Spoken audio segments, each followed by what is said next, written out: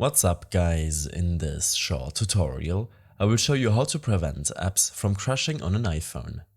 This should be quite an easy tutorial, everything you need will be listed in the description below. If your apps keep crashing or stop responding on your iPhone, you can use the following fix to solve this issue. The simplest solution to prevent your apps from crashing is to check whether or not you have the latest version of the app installed.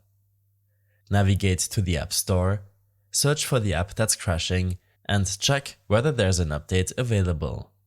In case there is, then make sure to update the app. This is the most reliable way to fix crashing issues for apps on an iPhone.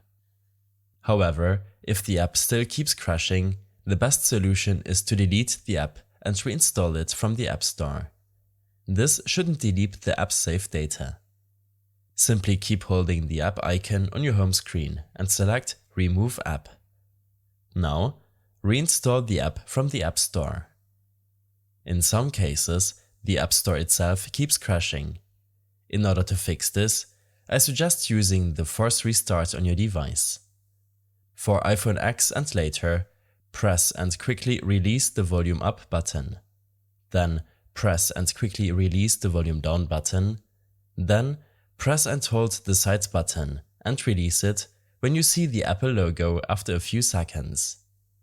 In case this restart method does not work for you, then open up your Settings application and navigate to your General Settings. Here, scroll all the way down and you should see the Shut Down option available to you here.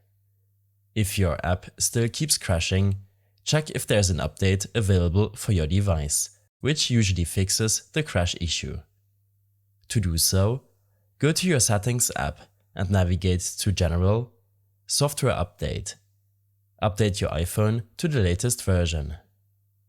With new software fixes and updates, you can also get access to other optimization features on your iPhone. I hope this helped you out. Leave a comment if you have any questions and see you in the next one.